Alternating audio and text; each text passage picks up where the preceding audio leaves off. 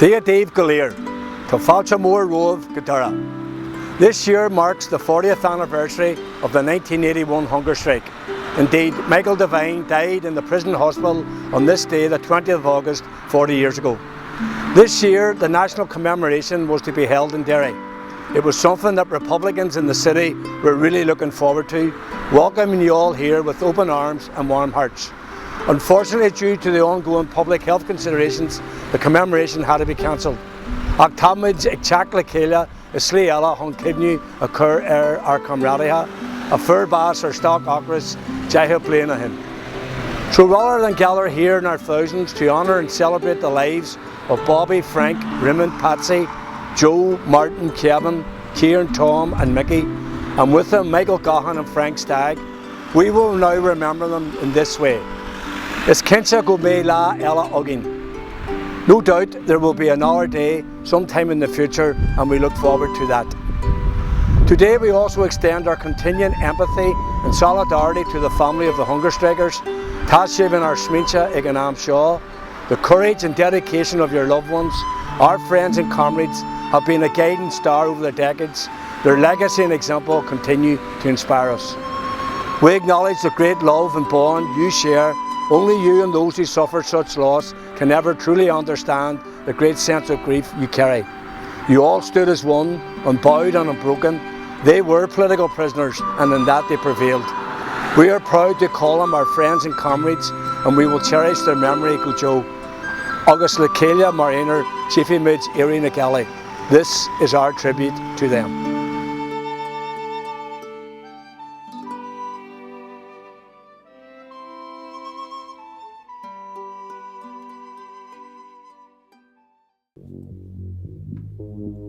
Thousands of Irish Republicans were imprisoned during the conflict, north and south, in English jails and further afield. All were political prisoners. All showed courage, dignity and a determination to maintain the integrity of the Republican struggle. And prisoners were central to that struggle. The events of the 1981 hunger strike brought the prisoners centre stage in the struggle when the eyes of the world were on Long Kesh. The hunger strikers, as well as the other prisoners in Long Kesh and Armagh and in prisons across Ireland and Britain, fought for their right to be treated as political prisoners. They refused all attempts by the British government to criminalise the prisoners and republicanism. These attempts began in 1976 when the British government withdrew political status for prisoners convicted of political offences and sought to treat them as criminals. This policy of criminalisation was immediately resisted by Republican prisoners. When Kieran Nugent was sentenced and imprisoned in September 1976, he rejected being labelled a criminal and he refused to wear the prison uniform, the very symbol of criminalisation, telling the screws that they'd have to nail it to his back. He refused to wear the clothes of a convict, instead choosing only to wear a blanket. With this brave act of defiance, he became the first blanket man and began the period of prison protest, which ultimately led to the hunger strikes.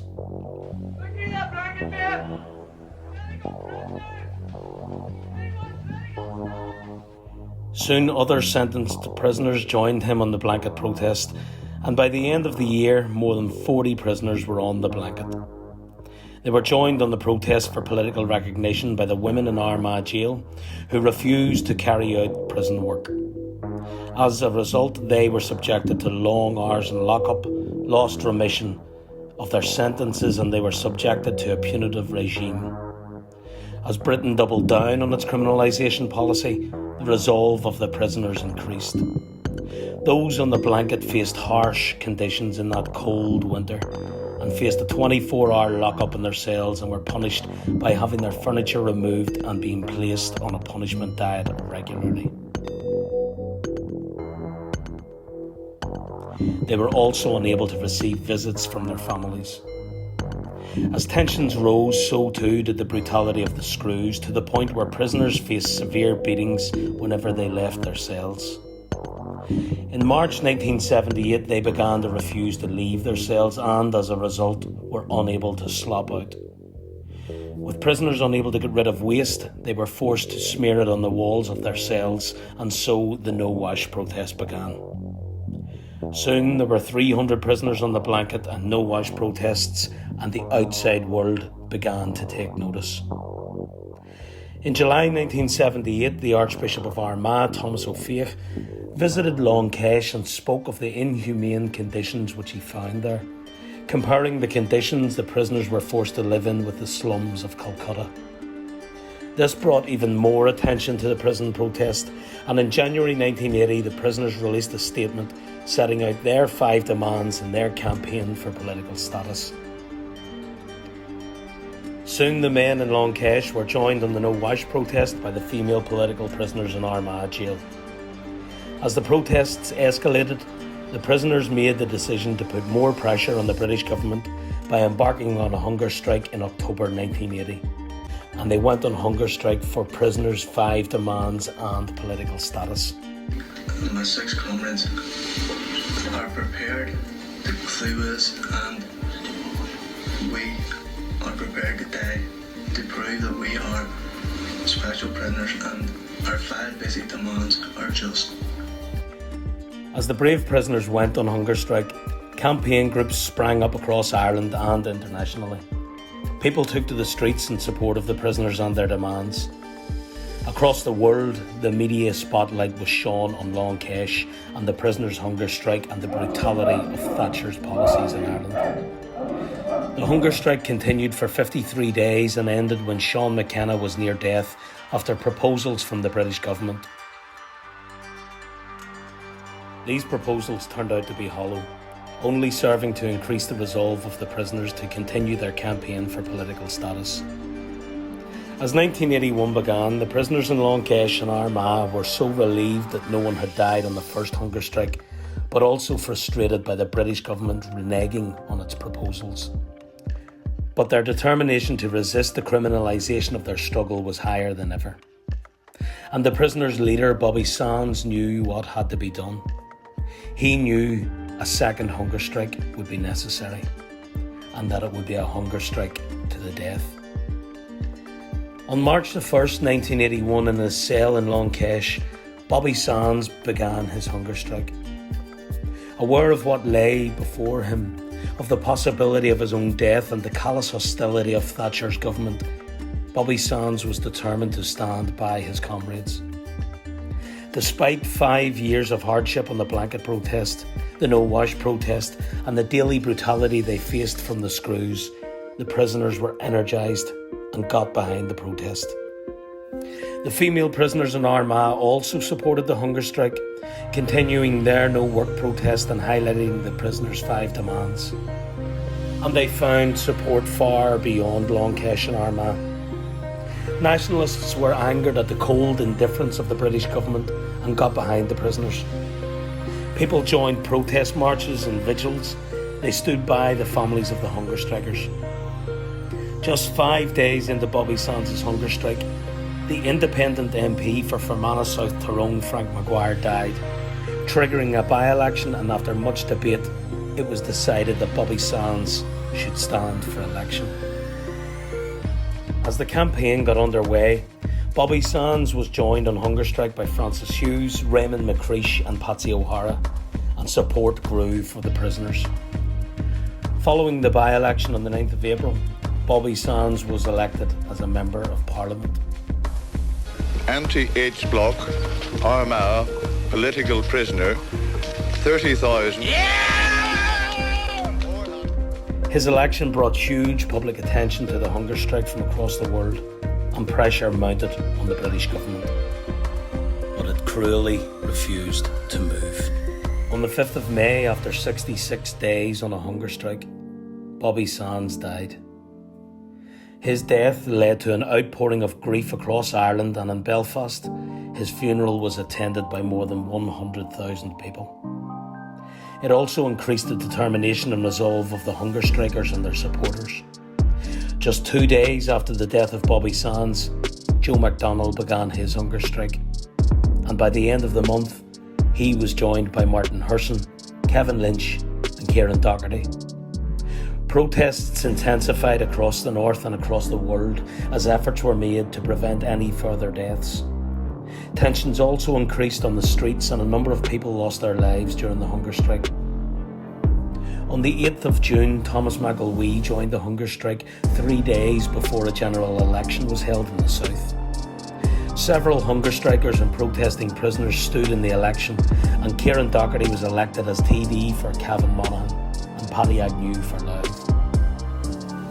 And the by-election which followed the death of Bobby Sands showed that public support was not merely an emotional reaction when his election agent Owen Corran was elected with an increased majority. Michael Devine joined the hunger strike on the 20th of June as protests and demonstrations in support of the prisoners intensified. As the hunger strike continued, the scale of the tragedy in the H-blocks of Long Kesh was shown to the world with the death of each hunger striker. After the death of Bobby Sands in May, Francis Hughes died, followed by Raymond McCreesh and Patsy O'Hara the same month. Joe McDonnell and Martin Herson died in July. Kevin Lynch, Kieran Doherty, Thomas McElwee and Michael Devine died in August. All died as political prisoners. They gave their lives selflessly for their comrades, for what they believed in, and for the Republican struggle. They did so with courage, dignity, and determination. Their sacrifice is remembered and respected throughout Ireland and across the world today, 40 years on.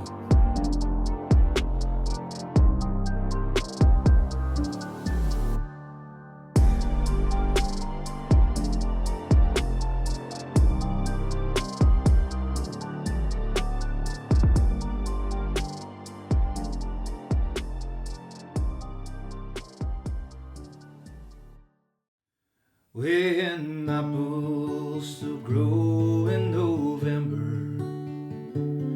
when blossoms still bloom on each tree, when leaves are still green in December, let's send that our land will be free.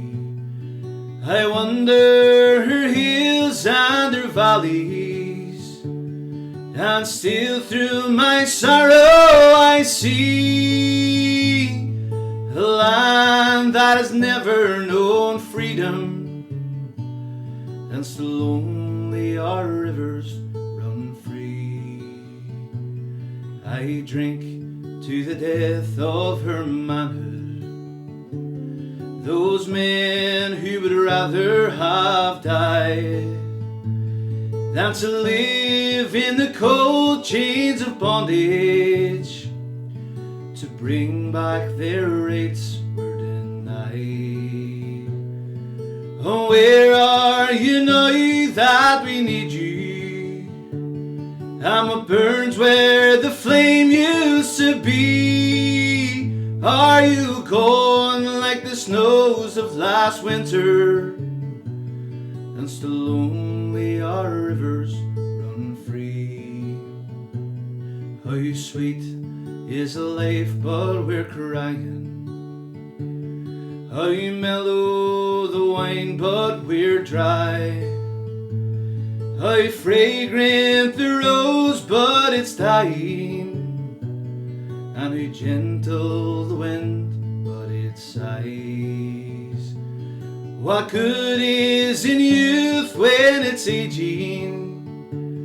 How much joy is in eyes I can't see, when there's sorrow in sunshine and laughter, and still only our rivers run free, and still only her rivers run free.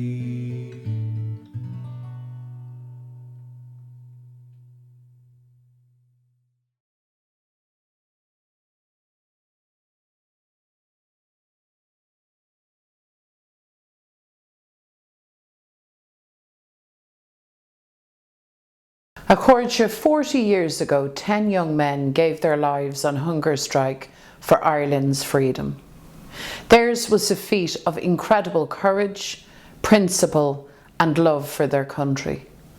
The impact of the hunger strike, and indeed the election of Bobby Sands MP and Kieran Doherty TD, went far beyond the aim of defeating Thatcher's criminalisation policy. The hunger striker was a watershed in modern Irish history and for politics on this island. It forced the international community to take notice of the brutality and oppression of Britain's occupation of Ireland. The hunger strikers were visionaries. They were change makers. Lying starved and brutalised, they looked beyond the four walls of their prison cells and to the prospect of their own death, to a better future for everybody, free of conflict and injustice. And today, their sacrifice stands as an inspiration for us all, to continue on the path towards the goal for which they gave their lives, a new and united Ireland. A century on from partition, Irish unity is the best idea for the future of our island. We've made huge strides on this journey. The Ireland of today is very different from the Ireland of 1981. We have peace, we have political and social progress. Ireland is changing, and a new ambitious generation is rising to claim their future. We now have an environment in which the unity debate can happen in the spirit of respect and understanding. Tá córó faoi éire aontaithe beo I ngach shráidbhaile, baile agus cathair in Éireann. Even those who once only considered a united Ireland to be the noble dream of idealists now see unification as a practical necessity, as the very best way for Ireland to fulfil our potential in the modern world. Because unity makes sense, economically, socially, and politically. And it's not a question of if there will be a unity referendum, it is only a question of when. As momentum gathers pace, I'm also conscious that there are those who remain unconvinced by the case for unity. And this includes, of course, those from a unionist background and those whose identity is British. The best way to underpin the peace, to generate peaceful transition, to achieve peaceful change is to plan, to include and to engage. And we owe it to all our people to start this process and this engagement now. Nowhere is the onus to plan for change greater than in the office of An Taoiseach and in number 10 Downing Street. But sadly, the Irish government continues with a lethargic approach to unity based on narrow electoral interests. And in London, Boris Johnson's government has responded with belligerence to the impulse for change in Ireland and with open hostility to the desire for a future based on a reconciled past. We've seen this aggression with the Tories' ongoing assault on the Irish Protocol. We see it too in the shameful attempts to close down investigations into past British actions in Ireland and offering amnesties to their military. So my message to the British Prime Minister is that this is an act of gratuitous bad faith. It won't quell the demand for truth and justice, far from it. Agus seasan Sinn Féin go dtíon lena jowlaí agus a trid in aigrialtas na Breataine an bailach ar fad. I urge Mr Johnson and his government to turn away from this path, because the people of Ireland have had enough of British governments sowing division on our island.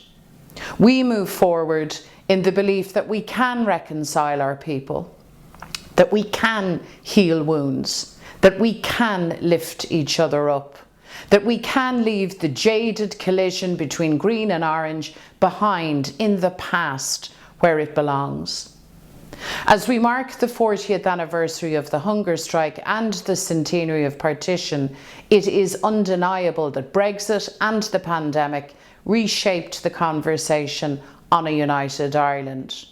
But so too have the bread and butter matters of everyday life. Ordinary people look at their lives and see that the partitioned Ireland of 2021 doesn't work for them. An affordable home is a pipe dream for far too many. Far too many struggle to access healthcare and vital treatments. Our rural communities still feel ignored and left behind. And our young people, bursting with talent and energy, are locked out too often from opportunity. And our entire generation is being forced to relive the same problems that confronted their parents and their grandparents before them. And this is the price paid by the people for Fine Gael and Fianna Fáil to cling to the power they have held on to for 100 years. But we know this isn't what people want. They voted in huge numbers for something different and for something better. So when that clarion call for change sounded loudly and clearly at the last election, Fianna Fáil and Fine Gael rallied to the flag of the status quo. They clubbed together to block change, to keep Sinn Féin out, to prevent ordinary people finally having a voice in government. So Fianna Fáil and Fine Gael can block change, they can delay change, but they cannot and they will not stop it. Because this new generation has not given up on the Ireland so poetically envisaged in the proclamation. They know they deserve better. They refuse to be held back. They will not allow their future to be squandered. And now is the time for new political leadership willing to match the ambition of this new generation. Now is the time to deliver a fresh start for our people. Now is the time for a new Ireland. And Irish Republicans must be to the fore in shaping this future. We know that it is through activism that we will advance the cause of a new Ireland. Activism rooted in our communities, in togetherness, in each person working for the common good. It is really about being change makers in our time. The hunger strikers were ordinary people, but they were convinced that the contribution of every Republican could change the world, and they were right, as were Ashe and McSweeney, Gahan and Stagg before them. Friends, activism is everything. It is incredibly powerful to face each day and say, I will look beyond my own circumstances and I will look to the greater good. 40 years ago, imprisoned in tiny cells, tortured and convicted, the hunger strikers did just that.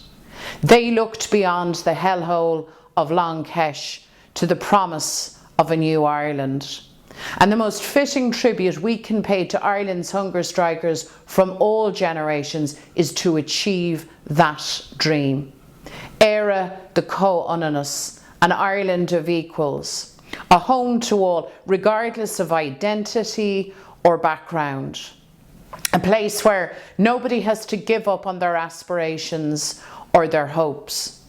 We look forward with enthusiasm and ambition to the day when we will have a true republic, a 32-county republic.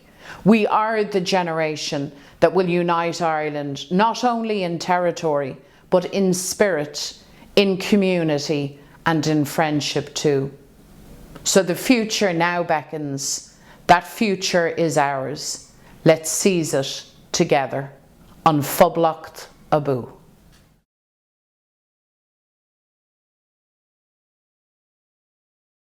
Sin a ligrafua la tafwi allegerin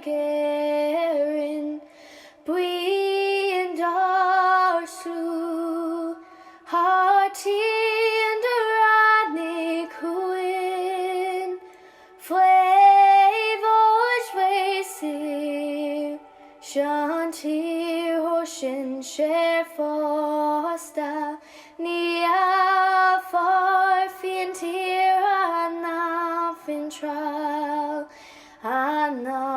da hymns of warn of will, leak on our gale, home wash no sail, leg on a screw, fue la wana bile.